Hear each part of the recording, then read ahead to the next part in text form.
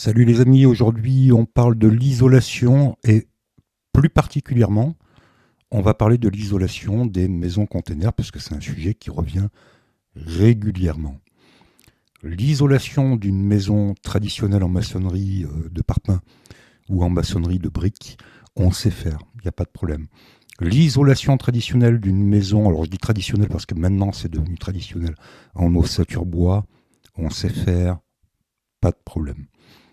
En ce qui concerne les isolations extérieures qui sont en train de devenir véritablement un enjeu de société, parce qu'on se rend compte que de plus en plus de collectivités, de particuliers déjà d'une part effectivement, mais de collectivités aussi, misent sur l'isolation extérieure, et je trouve ça formidable. On sait faire, pas de problème. Qu'est-ce qu'il en est exactement de l'isolation par l'extérieur des maisons containers? Parce qu'on va essentiellement parler de l'isolation extérieure, même si on verra que je vais rajouter quelques petits éléments qui concernent éventuellement un mix de complexes d'isolation qui concernera à la fois l'extérieur et à la fois l'intérieur, sur une maison container dont là, on n'a pas de retour. On n'a pas de retour sur le long terme. On a un retour sur ce qui nous est dit, sur ce qu'on veut bien entendre, sur ce qui nous facilite la vie.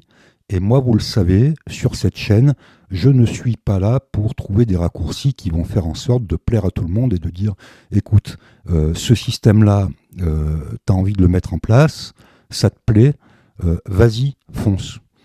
Non, non, non. On a des chiffres, on a des stats, on a un comportement des matériaux par rapport à telle ou telle condition de mise en œuvre, on a une longévité, une pérennité à garantir sur le long terme, parce qu'on ne va pas s'amuser tous les 2 ou 3 ans à refaire son isolation extérieure, peut-être 5 ans ou 6 ans, peu importe, même 10 ans, parce qu'on est sur des sommes qui sont potentiellement astronomiques. Une maison de 100 mètres carrés, c'est en moyenne 150 à 200 mètres carrés d'isolation par l'extérieur, quand on prend en compte les pignons sur une maison traditionnelle ou les acrotères sur une maison container. Donc on ne va pas s'amuser à imaginer des hypothèses totalement délirantes lorsqu'il est question d'isoler sa maison par l'intérieur ou par l'extérieur, sachant que ce sont des coûts et des frais qu'on va engager et pour lesquels on attend un minimum de retour de pertinence, d'efficacité, de longévité, de pérennité. Donc l'isolation des maisons containers, c'est aujourd'hui, c'est maintenant. Je vous en parle, on fait les tests. Abonnez-vous, les petits gars. Abonnez-vous, abonnez-vous. On a 2000 abonnés. Il faut qu'on arrive impérativement à 5000 abonnés parce qu'à partir de 5000 abonnés, normalement, YouTube m'envoie une petite boîte de Haribo pêche. Les petites pêches, là, elles sont pas piquantes, elles sont super bonnes. Moi, j'adore ça. On parle de la maison container, on parle de l'isolation sur la maison container, on parle surtout de ce qu'il faut pas faire. Je vais parler de ce qu'il faut faire, dont je ne suis pas absolument persuadé, puisque je n'ai pas de recul. Pour couper court à toutes les discussions, ce dont je vous parle aujourd'hui, c'est ce que je vais mettre en place sur mon chantier, le chantier dont j'assure le suivi actuellement sur une maison container, sur lequel on a 4 containers de 40 pieds iCube et 2 petits containers, 1 ou 2 petits containers parce que ça a évolué, en 20 pieds. Donc ce dont je vous parle aujourd'hui, ce ne sont pas des paroles en l'air. Je vais vous parler de l'isolant que je préconise, ou en tout cas que je ne préconise pas, surtout que je ne préconise pas, pour la bonne et simple raison que le mois prochain, je vais le mettre en œuvre. Donc on n'est pas sur du blabla rhétorique, on n'est pas sur des postulats qui se veulent empiriques et qui n'ont aucun réalisme quand on considère le comportement des matériaux. On est sur un truc sur lequel je vais engager ma responsabilité dans les semaines à venir, d'accord? Donc je vous raconte pas n'importe quoi. Les vidéos viendront quand je ferai la vidéo finale de cette construction de maison container. Si tu t'es pas abonné, tu t'abonnes. Parce que si tu t'abonnes pas, tu sais, le karma, pas bon, hein, pas bon, moi je te le dis. On va essayer de faire une vidéo de 30 minutes parce que après ça va saouler tout le monde. Ok, donc quelles sont les solutions qui nous sont apportées aujourd'hui sur l'isolation d'une maison container? On sait qu'on va presque systématiquement s'orienter vers une isolation extérieure, ce qui en matière de condensation des tôles de bac acier, parce qu'on considère que c'est du bac acier, même si c'est 2,5 mm d'épaisseur, c'est quand même à privilégier de faire une isolation par l'extérieur. Or, il y a un élément dont personne ne parle. Alors tous les petits potes sur YouTube qui font des vidéos qui sont toutes très intéressantes et qu'il faut prendre, mixer, voir quel est le truc qui s'adapte le mieux, parle de déphasage, parle de résistance thermique. Alors, la résistance thermique, on y reviendra, les amis, c'est important la résistance thermique, mais ça ne veut pas tout dire. Ça veut dire beaucoup de choses. Hein. La résistance thermique, c'est la capacité d'un isolant à résister aux variations thermiques, donc à garder la chaleur ou garder la fraîcheur. Donc ça, c'est le R. Et le R se calcule, si mes souvenirs sont bons, c'est le lambda par l'épaisseur. Ok. Mais un ingénieur thermicien ne fonctionne pas comme ça. Lui fonctionne en coefficient plutôt U sur l'ensemble d'une maison. Donc ça comprend les parois, ça comprend les sols, les planchers, ça comprend la toiture, ça comprend l'émissivité qu'on peut avoir via les menuiseries, la ventilation, le delta été-hiver, chaud, froid, transmission éventuellement, rétention d'humidité. Donc tout ça, ce sont des calculs que normalement c'est plutôt un ingénieur thermicien qui le fera. Nous, on va oublier pour l'instant la résistance thermique. La résistance thermique, elle est notée sur vos isolants. Donc si vous prenez 40 mm d'isolant en laine de bois, en fibre de bois, ça fait tant. Et si vous en prenez 140, ça fait tant. Et si vous cumulez les couches, ça fait tant. Donc c'est pas là-dessus qu'on va revenir. Nous, aujourd'hui, parce que je suis de bonne humeur, non, je plaisante. Nous, aujourd'hui, parce que c'est très important, nous allons revenir sur le problème du point de rosée, sur le problème de la condensation. Je vais faire en sorte qu'on évacue les systèmes qui ne sont pas bons pour une maison container. Une maison container, c'est de l'acier. Acier Corten, on l'appelle comme on veut, c'est de l'acier. L'acier, ça condense. On a des parois qui sont faites avec une tôle ondulée de 2,5 mm d'acier. On a les longerons hauts et la ceinture du plancher qui sont en acier. Et on a le solivage du plancher qui est en acier, quelle que soit l'épaisseur. L'acier, ça condense. C'est dit. Maintenant que c'est dit, on va pouvoir passer aux choses sérieuses. J'ai réalisé 67 itérations sur les hypothèses d'isolation d'une maison container. Pas pour le fun, pas parce que j'avais que ça à faire, mais tout simplement parce que là, je vais m'engager sur... on a 300 mètres carrés d'isolant sur le chantier que je suis en train de suivre et dont je vais prendre la responsabilité. Donc il est hors de question que je prenne la responsabilité de 300 mètres carrés d'isolant, plus le bardage, plus tout ce qui va avec, si c'est pour me viander. On est bien d'accord, on l'aura tous compris. Donc qu'est-ce qu'il faut faire et qu'est-ce qu'il ne faut pas faire? Alors déjà, il faut écarter ce qu'on appelle l'empirisme, c'est-à-dire que l'ipsédixitisme, parce qu'un tel l'a dit, c'est que c'est vrai. Donc non. En fait, on ne peut pas dans le bâtiment partir du principe que parce qu'un tel l'a dit, c'est que c'est vrai, ça ne marche pas. Ça marche dans plein de trucs, mais ça ne marche pas dans le bâtiment. Donc dans le bâtiment, on a des normes, on a des réglementations et on a un comportement des matériaux en fonction des amplitudes thermiques, en fonction de la flexion, des moments, ce qu'on appelle des moments de force, en fonction du vent, en fonction des séismes, et ainsi de suite. Nous, ce qui nous intéresse aujourd'hui, ici, c'est uniquement le problème de la condensation du bac acier et du coup, quel isolant on va choisir pour isoler son conteneur, sachant que la condensation, les gars, elle sera toujours là. D'accord? Elle sera là, notamment, on le verra plus tard, en été, et pas forcément en hiver, c'est ce que je pensais au départ, mais non, elle sera là en été. Donc, lorsqu'on décide d'isoler une maison container, et on l'a vu, qu'on le fera quasi essentiellement par l'extérieur, c'est pratiquement ce que tout le monde fait, je suis d'accord. On pourra rajouter une couche d'isolant avec un parement à l'intérieur pour atténuer la température de rosée et l'effet de condensation. Mais on verra que ça ne se calcule pas selon la méthode 1/3, 2/3 qui ne veut absolument rien dire. Oubliez cette histoire de méthode 1/3, 2/3 qui est une méthode qu'on appelle empirique.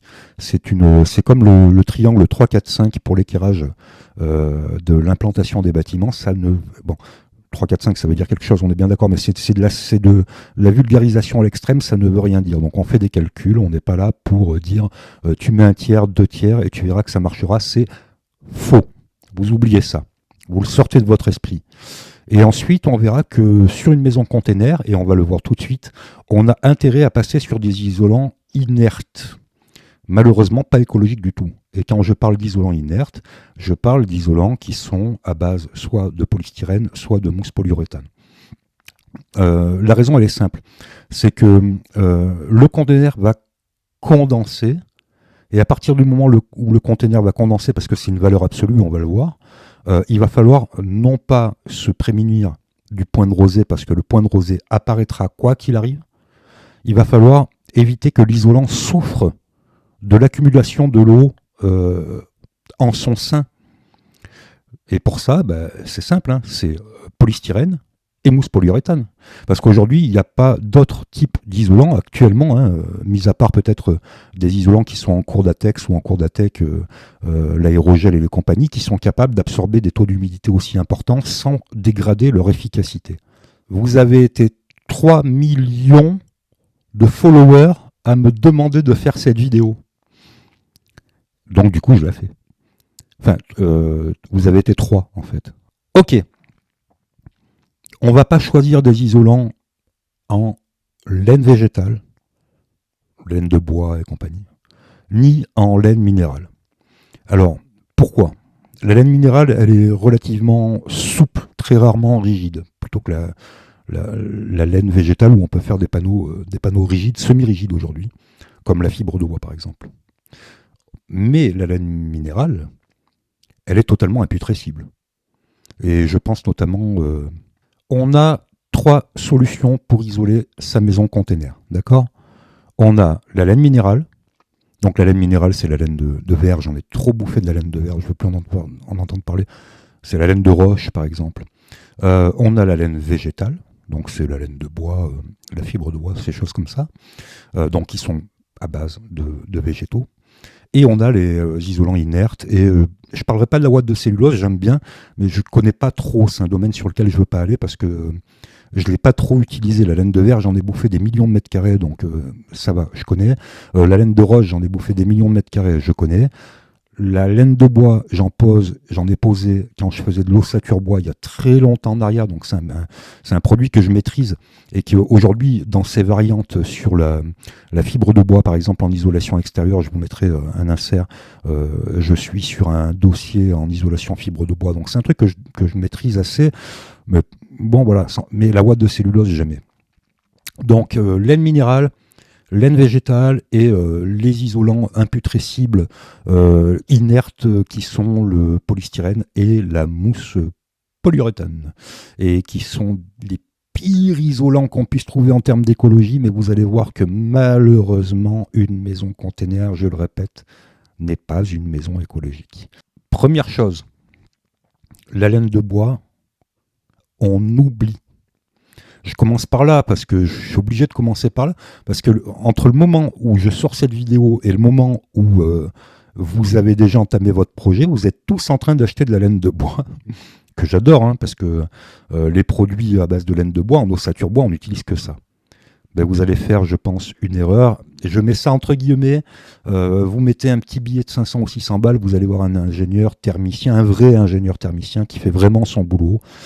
Pour une isolation qui va perdre toute son efficacité dans peu de temps. Pourquoi ?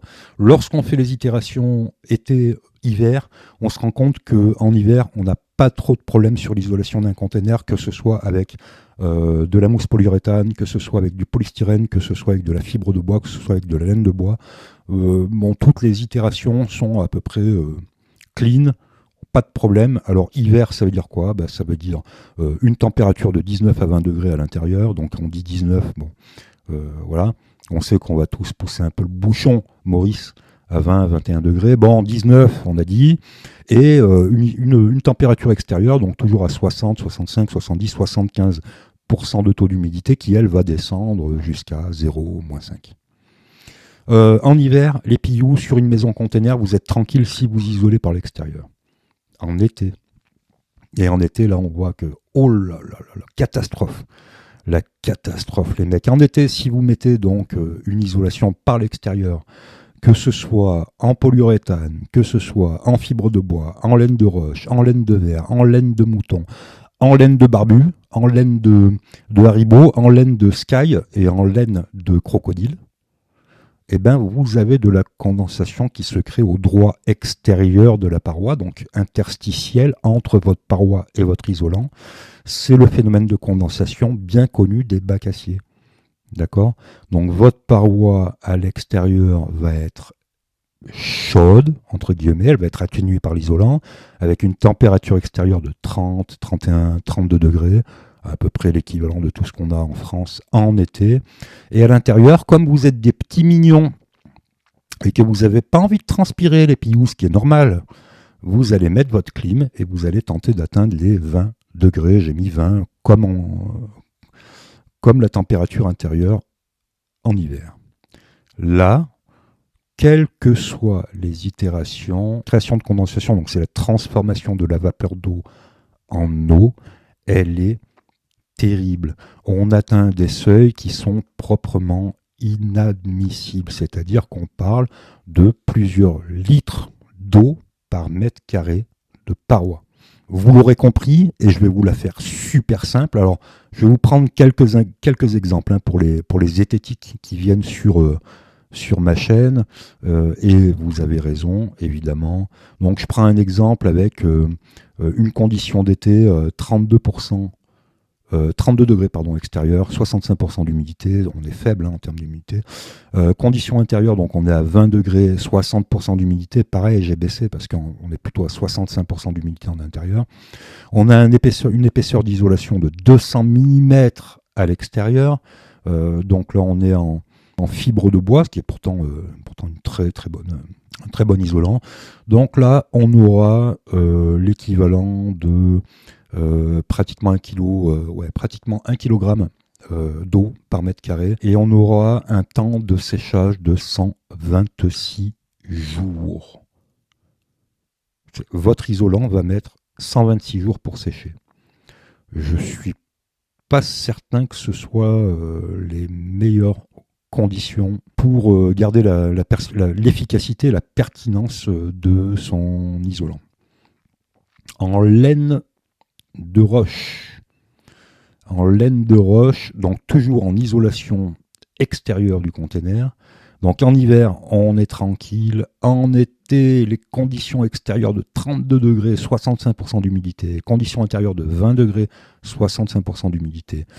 Épaisseur de l'isolant en laine de roche, 160 mm. D'accord. J'avais calculé pour que les R soient à peu près équivalents.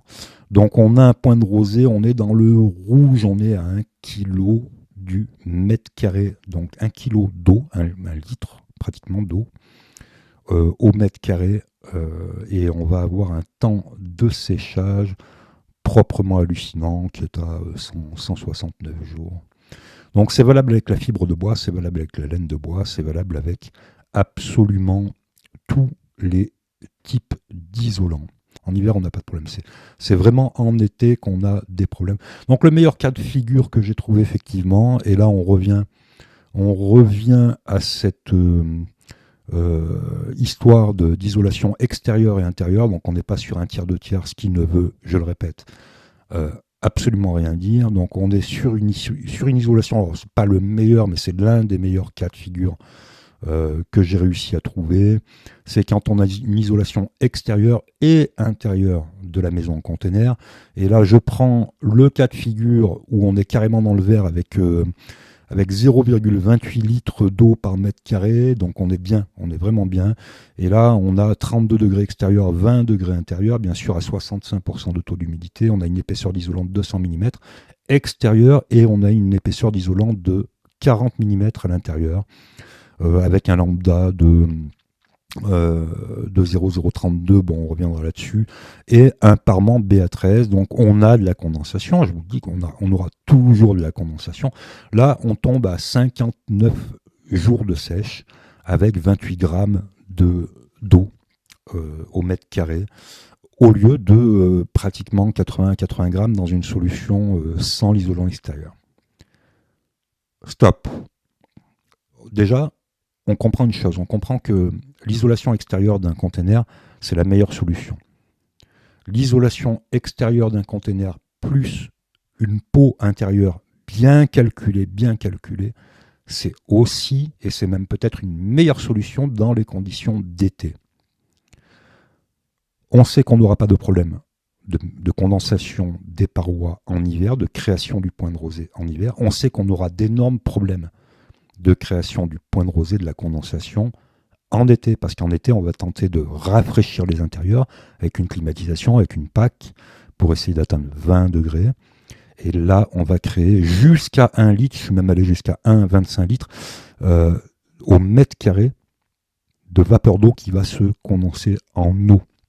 On met tout ça dans notre crâne, et maintenant on va tenter de comprendre pourquoi je vous dis qu'il ne faut pas de laine de bois sur une maison container.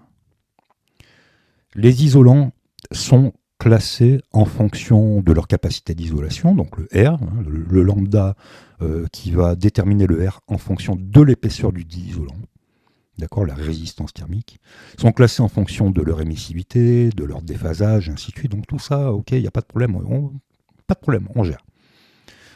Par contre, ils sont aussi classés en fonction de leur imputrescibilité et de leur invulnérabilité aux attaques fongiques, à la prolifération, pas aux attaques, à la prolifération fongique. Donc les champignons, les pignons. Et une dernière chose, et qui peut-être est la plus importante, c'est qu'un isolant, quand il est gorgé d'eau, ne remplit plus son office.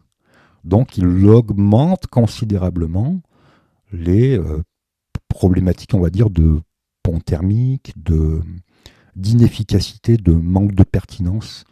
Donc quand on gère l'enveloppe d'un bâtiment, et notamment quand on gère l'enveloppe d'une maison container, et qu'on décide de placer un isolant, on part sur la laine de bois qui est à proscrire en extérieur, c'est valable à l'instant T. 3 mois après, c'est plus valable. C'est une saison après, c'est plus valable. C'est-à-dire, dès que vous arrivez en été, si vous avez le malheur de mettre la clim à l'intérieur de la maison, ce n'est plus valable. Parce que la pertinence, la résistance thermique n'est plus bonne. D'accord ? Si ça s'est intégré, on peut passer à la suite. Donc je résume. Grand 1, en cas de condensation, ce qui arrivera quoi qu'il arrive sur vos parois extérieures, allant de 0,20, enfin 20 litres, 20 centilitres, on va dire, d'eau par mètre carré jusqu'à 1 litre et demi d'eau par mètre carré selon les itérations que j'ai faites avec de la fibre de bois, de la laine de bois et ainsi de suite, et avec de l'isolant polystyrène et du polyuréthane. Cet isolant-là ne sera plus pertinent si c'est de la laine minérale ou si c'est de la laine végétale. D'accord ? Votre isolant perdra de son efficacité d'isolation. Grand 2. Si vous êtes sur des isolations inertes, donc des produits qui sont chimiques, comme le polyuréthane et le polystyrène, à ce moment-là, la condensation se crée quand même, quoi qu'il arrive. Ça ne change pas, ça, les gars. D'accord ? Ça, c'est vraiment un truc qu'il faut vous mettre à l'esprit, c'est que vos parois d'une maison container vont condenser. Mais les isolants PU, mousse polyuréthane, PUR, PSE, polystyrène, et ainsi de suite, eux ne souffrent pas en termes d'efficacité de la présence d'humidité. Donc déjà, c'est un bon point. C'est pas génial, hein, je suis d'accord, moi j'ai pas envie d'utiliser du PU ou du PSE pour une isolation, je suis d'accord vraiment, mais au moins l'isolation ne perd pas en efficacité. Et deuxième point fondamental, c'est que les isolants chimiques sont totalement imputrescibles et ne souffrent pas de la prolifération fongique, donc les champignons, alors que c'est très exactement le cas pour les isolants en laine végétale, pas en laine minérale, en laine végétale, et en laine éventuellement biologique. Donc j'ai cru voir sur Internet, j'ai cru voir sur YouTube beaucoup de gens qui disaient ouais, bon, l'isolant, le top, c'est la laine de bois. Mais en fait, c'est faux. C'est faux. Alors c'est pas un mensonge, hein, c'est de la méconnaissance des matériaux. C'est faux. C'est faux. Donc vous oubliez ça, vous le mettez à la poubelle, vous passez à autre chose. Deuxième chose, l'ajout d'une paroi USB sur le contreventement extérieur en support de lambourde avant de mettre le pare-pluie, ça augmente le point de rosée. Donc pareil, on reviendra là-dessus. Attention, tout ce que je dis là, ce sont pour l'instant que des éléments théoriques qu'il faudra qu'on mette en pratique, qu'il faudra que nous mettions en pratique, et c'est ce qui va être fait le mois prochain. Mais en tout cas, jusqu'à aujourd'hui, en matière de thermique, les logiciels fonctionnent plutôt bien quand même. Ils se trompent assez rarement. Donc l'ajout d'un parement OSB en support de lambourde, donc qui va enclaver l'isolant, va augmenter le phénomène. L'OSB, notamment les dernières générations d'OSB, OSB 3 et compagnie, sont des pare-vapeurs. Donc là, en l'occurrence, le pare-vapeur, il va se trouver au mauvais endroit, c'est-à-dire qu'il va enclaver la condensation au lieu de la laisser respirer. Et si on parlait de la vapeur, donc la vapeur d'eau, elle migre, et lorsqu'elle migre et qu'elle rencontre un choc thermique, et notamment lorsqu'il y a cette fameuse atteinte de la température de rosée, elle va se transformer en eau. Bon. Mais un container, c'est totalement hermétique. Donc la vapeur d'eau, la progression de la vapeur d'eau, elle se calcule avec un coefficient qu'on appelle le coefficient SD, que vous retrouverez sur vos pare-pluies, sur éventuellement certains matériaux qui sont hydrophobes. Donc ça, vous le verrez. Bon, ok. Donc un pare-pluie, c'est 50 mètres. Ça se calcule en mètres, le coefficient SD. Donc un pare-pluie, c'est 50 mètres, 100 mètres pour les pare-pluies les plus performants. Le bac acier, c'est 1500 mètres. Donc c'est 1500 parce que c'est la cote la plus haute, on ne va pas plus haut. Donc ça veut dire que c'est totalement hermétique à la vapeur d'eau. Donc bon, la question du pare-vapeur à l'intérieur d'un container est totalement délirante, puisque le container est un pare-vapeur, il est totalement étanche.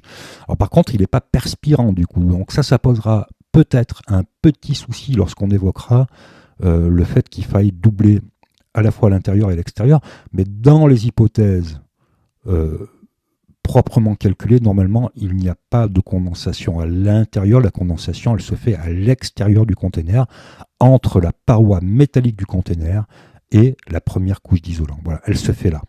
D'accord ? Donc, si vous mettez une plaque d'OSB en support de lambourde en périphérie de votre container, vous augmentez le phénomène de condensation. Voilà, donc ça, je ne sais pas si ça a été bien clair.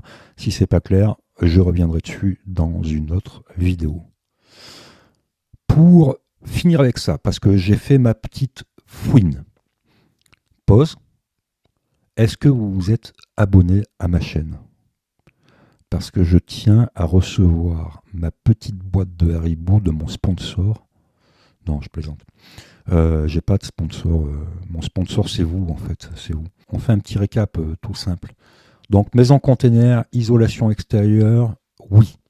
Maison container, isolation extérieure plus doublage intérieur calculé en fonction des épaisseurs, en fonction de l'hydrophobie des isolants, oui. Une maison container, ça condense, oui. Obligatoirement, oui. Tout le temps, non. Là, dans notre cas, ça va condenser en été, lorsqu'on va mettre la clim et lorsque la paroi extérieure sera isolée. Le taux de transformation, on va dire le volume de transformation de vapeur d'eau en eau, il est catastrophique. On atteint 1 litre et demi d'eau par mètre carré, les PIOU, je vous le répète, 1 litre et demi. Alors ça va vous faire tirer les cheveux vers le haut, mais moi j'ai l'habitude, on travaille sur le bac acier, ça fait des années qu'on a ce problème-là sur le bac acier en charpente, en couverture et sur les volumes industriels. Ça fait des années qu'on a ce problème, donc on le connaît. Donc pour vous, c'est peut-être un truc hallucinant, mais pour nous, c'est normal, quoi. On sait pertinemment que l'isolation avec le bac acier, c'est un véritable problème. Mais une maison container, c'est un gros bac acier, quoi. C'est la même chose. Que vous ayez 0,75e d'acier pour un bac standard ou que vous ayez 2,5 mm d'acier pour une maison container, ça change absolument rien, les mecs. Ok. Résumé, on ne met pas de laine végétale, on ne met pas de laine biologique à l'extérieur d'une maison container, donc vous oubliez les laines de bois, les laines de machin, les laines de mouton, les laines de coq, les laines de crocodile, vous oubliez tout ça. Voilà. La laine de bois à jeter, la fibre de bois, ça peut s'entendre sur les derniers modèles de fibre de bois qui sont sortis chez les fournisseurs parce qu'ils ont une barrière anti-prolifération fongique. Donc pourquoi pas. Et puis la dernière chose, je vous le dis, parce que j'ai fait ma petite fouine.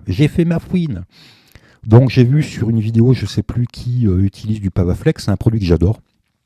C'est un produit que j'adore, qu'on utilise quasiment tous les jours en ossature bois. Donc c'est un produit qu'on maîtrise, qu'on connaît. Là, je ne sais plus si c'est du Pavaflex Confort, on verra. Mais donc je suis allé faire ma petite fouine, je suis allé vérifier dans les documents techniques. Vous savez que les isolants en France sont soumis à une réglementation qui est draconienne. Elle est validée par la CERMI, elle est validée par le CSTB, le Centre scientifique et technique du bâtiment. Elle est validée par tout un tas d'organismes. Chaque fois qu'on a une problématique, qu'elle soit sanitaire, qu'elle soit d'isolation et ainsi de suite, on est bardé, il faut faire... ça coûte hyper cher en fait de passer un ATEX, de passer une certification. Donc je suis allé faire ma fouine, au dernier en date, là, le Pavaflex, c'est marqué clairement dessus, donc ne pas utiliser dans des conditions où les parois seraient humides. Voilà. Donc quand on vous dit la solution idéale pour une isolation container, c'est de la laine de bois et c'est la Pavaflex Confort, la Pavatex Confort et compagnie, en fait vous allez sur le document technique. Alors c'est sûr, il faut ouvrir un PDF et il faut aller lire ce qui est marqué dans le PDF, donc les normes, les DTU, les machins, les trucs et tout. Ok, pas les DTU, on s'en fout des DTU là, mais les normes là, la certification de l'isolant par rapport au contexte dans lequel il doit être mis en œuvre, c'est marqué noir sur blanc, quoi. C'est ne pas mettre cet isolant, ce type d'isolant en œuvre dans des conditions d'humidité. Je vous la fais courte, les mecs. Je vous la fais super courte. Un isolant laine de bois posé en extérieur d'un container de type Pavaflex, c'est un exemple, mais c'est celui que j'ai vu sur les vidéos qui tournent sur Internet. Dans la fiche technique de l'isolant, il est clairement inscrit que c'est un isolant qui ne doit pas être mis en œuvre dans des conditions d'humidité. Et les logiciels de calcul thermique, et notamment les logiciels de calcul du point de rosée de la condensation, nous disent que sur une paroi d'un container, sur ce type d'isolant, vous allez avoir jusqu'à 1,2 litres d'eau par mètre carré de condensation. Donc, ma question est celle-ci, est-ce que c'est bien raisonnable à un moment donné? Allez, je finis parce qu'on n'est pas loin de 35 minutes et je sais que c'est très difficile de garder de la concentration là-dessus, mais vous allez faire un projet, alors faites pas les... Ça vaut le coup quand même, si vous voulez, de m'écouter pendant 30 ou 35 minutes. Ce que je dis, ce n'est pas une parole divine, j'émets des hypothèses qui font que moi, je vais m'engager dans un mois juridiquement sur une isolation de maison container. Je fais pas ça pour le fun, je fais ça pour qu'on ait tous une base de connaissances. Mais là, on parle de trucs hyper tangibles et qu'on peut calculer. D'accord ? Donc, on calcule, on sait que la condensation, c'est la création de la vapeur d'eau qui se transforme en eau au moment de la température du rosée, ce qu'on appelle le point de rosée, et qui va de facto, quoi qu'il arrive, apparaître sur les parois d'une maison container, notamment, on l'a vu, en été, lorsqu'il fait très chaud à l'extérieur et lorsque vous allez allumer votre clim à l'intérieur. Cette eau va venir baisser les performances de votre isolant, le rendre parfois totalement inopérant, et surtout, vous allez prendre des risques de prolifération fongique, donc des champignons sur des isolants pas minéraux, excusez-moi, sur des isolants végétaux et animaux, biologiques. Donc voilà. Mousse polyuréthane, c'est dégueulasse, je sais, c'est dégueulasse la mousse polyuréthane, mais là, en l'occurrence, c'est le meilleur choix. Isolant polystyrène, donc XPE, XPS, vous voyez ce que EPS, pardon. PSE, je vais y arriver, PSE, ça marche, c'est pas écolo, et vous ne risquez rien, vous allez créer de l'eau, mais ça n'engendre aucune conséquence. Isolant fibre de bois, isolant laine de bois, isolant laine végétale quelle qu'elle soit, ou biologique quelle qu'elle soit, ça revient à ne rien faire du tout. Autant rien faire. Si c'est juste pour vous donner bonne conscience parce que vous avez mis de l'isolant biosourcé sur les parois, faites-le pas parce que ça sert à rien les pilloux. D'accord ? Donc voilà, ça c'est la différence entre le calcul et l'empirisme, et il ne faut pas qu'on tombe dans l'empirisme. Il ne faut pas qu'on tombe dans l'ipsédixitisme parce que un tel l'a dit, c'est que c'est vrai. Bon, moi je veux demain là, Bah tiens, on fait le test. J'aimerais que demain, il y ait un ingénieur thermicien, un vrai ingénieur thermicien, pas un mec qui a inventé une solution thermique qui n'est pas... Non, un ingénieur thermicien qui a un bureau d'études et qui me dit, Serge, écoute, moi, ta maison container, là, je te fais l'étude, je te fais payer 1000 balles ou 1200 balles, je m'en fous. Par contre, je m'engage et je peux te garantir qu'il n'arrivera à rien à ta laine de bois en extérieur. Si le mec me fait ça, qui me signe le papier, je le paye, mais qui me signe le papier et qui prenne sa responsabilité sur une décennale, eh ben je le paye. Mais je pense que ça ne sera pas le cas. Parce que dans toutes les vidéos qui traînent, on parle de tout, du déphasage, de la résistance thermique, du confort d'été, du confort d'hiver, de machin et tout. Mais à aucun moment, on évoque la problématique du point de rosée, de la condensation. C'est quand même dingue. Ça fait 3-4 ans que les vidéos sur les maisons containers, elles tournent. Vous êtes tous rentrés dans une maison container, vous avez tous vu quand les containers ils arrivent qu'il y a de la condensation qui se crée dedans et dehors, quoi. Je veux dire, c'est pas... Et puis pour tous mes copains, mes compères et mes pères, charpentiers et bardeurs, on le sait ça, on le sait depuis 20 ans. Je veux dire, ça fait plus de 20 ans, moi, que je pose du bac acier. C'est une horreur en termes de condensation. Ok, les Piyou, je vous adore. Mettez un like, mettez un commentaire. Mettez vos trucs. Hein. Le truc, c'est qu'on partage. On s'en fout de savoir qui a raison. Le but, c'est de savoir qui ne va pas avoir le plus tort, en fait. Hein. Allez, je vous embrasse. Abonnez-vous. Ciao.